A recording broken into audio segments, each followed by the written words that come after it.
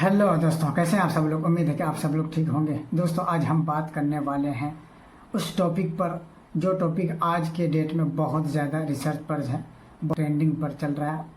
वो टॉपिक है ज़मीन का सर्वे।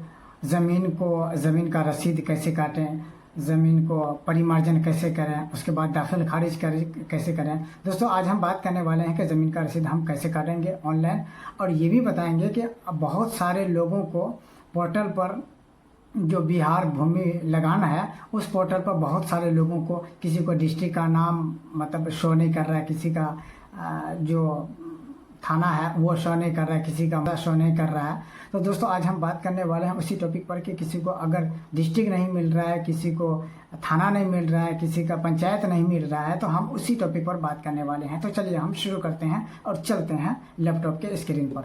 तो दोस्तों, हम आ चुके हैं अपने लैपटॉप के स्क्रीन पर। लैपटॉप के स्क्रीन पर आने के बाद सबसे पहले आपको गूगल क्रोम को ओपन कर लेना है। गूगल क्रोम को ओपन करने के बाद आपका जो बिहार भूमि लगान है उस पर सर्च कर देना है। मेरा यहाँ पर शो कर रहा है, चलिए हम इस पर क्लिक कर देते हैं। इस पर क्लिक करने के बाद आपके लैपटॉप के स्क्रीन पर सबसे ऊपर में जो सबसे पहला लिंक आपको नज़र आ रहा है, बिहार भूमि, गवर्नमेंट ऑफ बिहार, इस पर हमें क्लिक कर देना है। चलिए हम इस पर क्लिक कर देते हैं। इस पर क्लिक करने के बाद डियर फ्रेंड्स, आपको यहाँ पर भू लगान दिख रहा है, जमाबंदी पंजी देखें, ये भी देख सकते हैं। उसके बाद ऑनलाइन दाखिल खारिज आवेदन कैसे करें, यहाँ से होगा। उसके बाद परिमार्जन कैसे कैसे कर सकते हैं, वो यहाँ से होगा। तो आज हम भू लगान वाले ऑप्शन पर बात करेंगे कि रसीद हम ऑनलाइन कैसे काटेंगे। तो चलिए हम इस पर क्लिक कर देते हैं।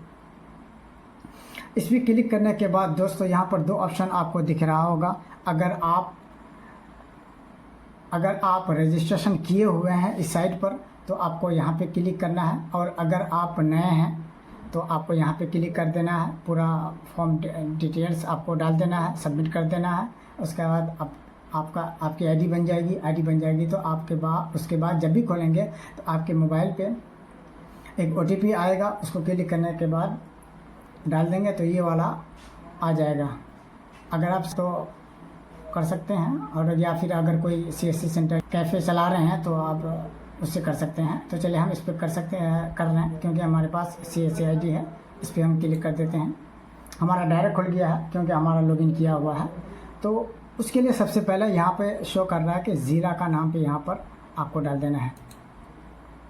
अब बता रहे हैं, बहुत सारे लोगों का सवाल ये आ रहा है, बहुत सारे लोग ये पूछ रहे हैं, और बहुत सारे लोग ये भी जानना चाह रहे हैं कि हमारा ज़िला नाम शो नहीं कर रहा है। तो दोस्तों, हमारा जो डिस्ट्रिक्ट है, ज़िला है, वो हमारा पूर्णिया है। देखिए, अगर किसी का डिस्ट्रिक्ट नहीं आ रहा है तो आपके डिस्ट्रिक्ट का जो स्पेलिंग है वो सेम टू सेम नहीं भी हो सकता है, स्पेलिंग में गड़बड़ी हो सकती है। ठीक है, अगर स्पेलिंग सही हो या गलत हो, आपके स्क्रीन पर जो भी दिख रहा होगा, जैसे हमारा पूर्णिया है, अगर पूर्णिया PURNIA भी होता है, PURNEA ये भी होता है।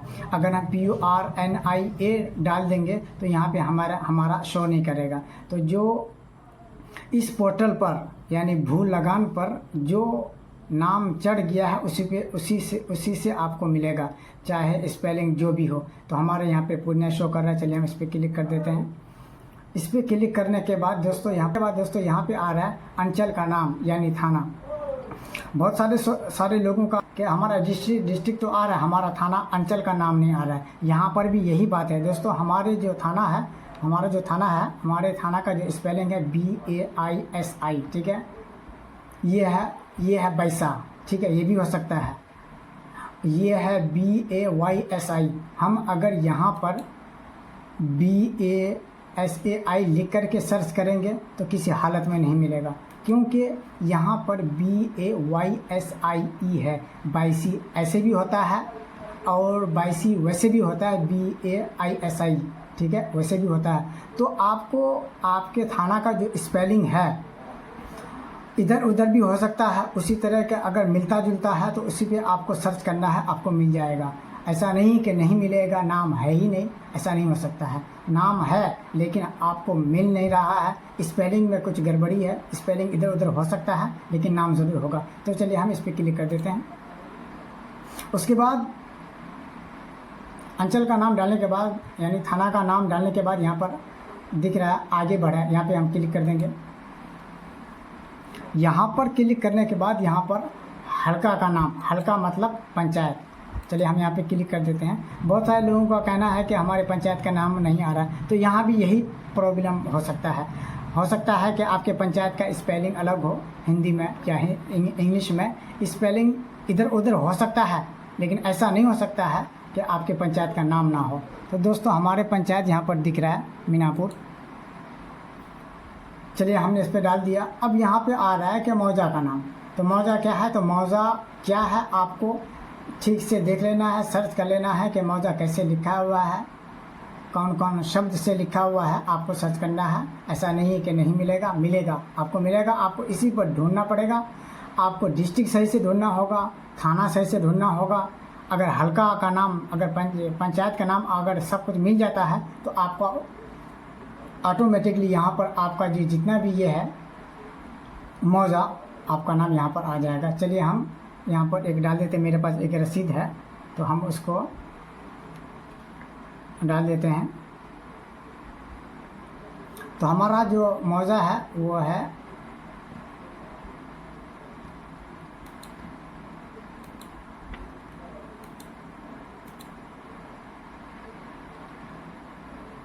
ये आ रहा है, हमारा मौजा जो है काठोल शो कर रहा है।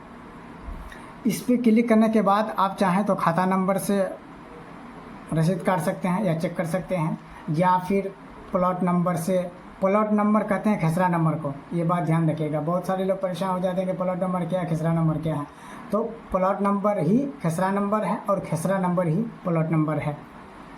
रैयत का नाम से खोज सकते हैं, यानी जिसके नाम से ज़मीन है या रसीद पर जो नाम है उसी नाम को यहाँ पर डाल करके आप उसको निकाल सकते हैं। खाता नंबर भी डाल सकते हैं या फिर जमाबंदी संख्या से भी खोज सकते हैं। जमाबंदी संख्या बहुत सारे लोगों को पता नहीं है कि क्या होता है। तो आप जब रसीद निकालेंगे पुराना, तो उस रसीद पर सबसे ऊपर एक लिखा रहता है नंबर, उस पर कुछ नहीं लिखा रहता है, सिंपल सा लिखा रहता है। तो उसी को डाल करके आपको जमाबंदी संख्या से आप रसीद कटा सकते हैं। तो चलिए हम खाता नंबर डाल देते हैं। चलिए हम जमाबंदी डाल देते हैं। जमाबंदी डालने से क्या होगा कि जिसका नाम है ज़मीन में उसी का नाम आएगा। खाता नंबर डालेंगे तो खाता नंबर में जितने भी लोग हैं सारे के सारे लोगों की ज़मीन का जो रसीद है वो सामने आ जाएगा। तो चलिए हम जमाबंदी नंबर से ओपन कर लेते हैं।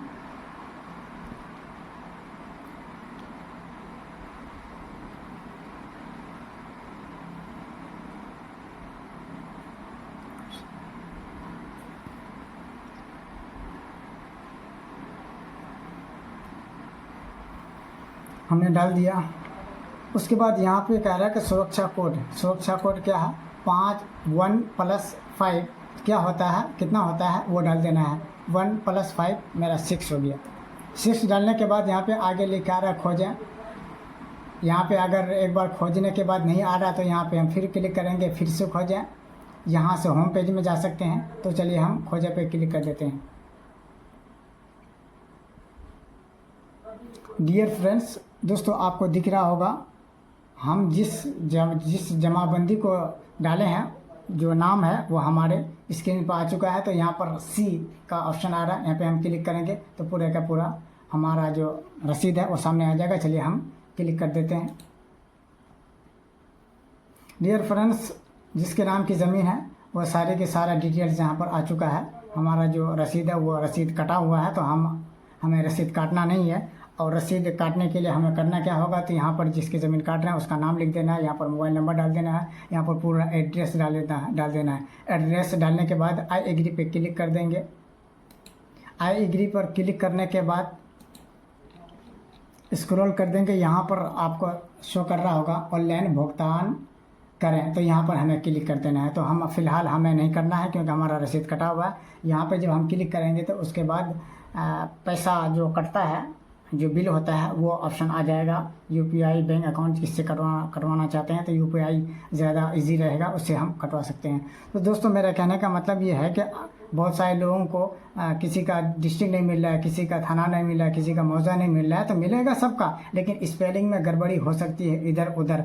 जो हम लिख रहे हैं ऐसा नहीं भी हो सकता है कि इस पोर्टल पर नाम कुछ और हो हो सकता है कि नाम कुछ और हो। तो दोस्तों इस तरीके से आप अपना डिस्ट्रिक्ट, अपना थाना, अपना पंचायत ढूंढ सकते हैं, निकाल सकते हैं। आप कोशिश करते रहिए, ज़रूर मिल जाएगा। दोस्तों अगर ये मेरा वीडियो आपको अच्छा लगे तो सब्सक्राइब ज़रूर कीजिए, शेयर कीजिए, कमेंट्स करके, और एक प्यारा सा कमेंट्स कीजिए और लाइक भी कीजिए। Thank you. जय हिंद, जय भारत।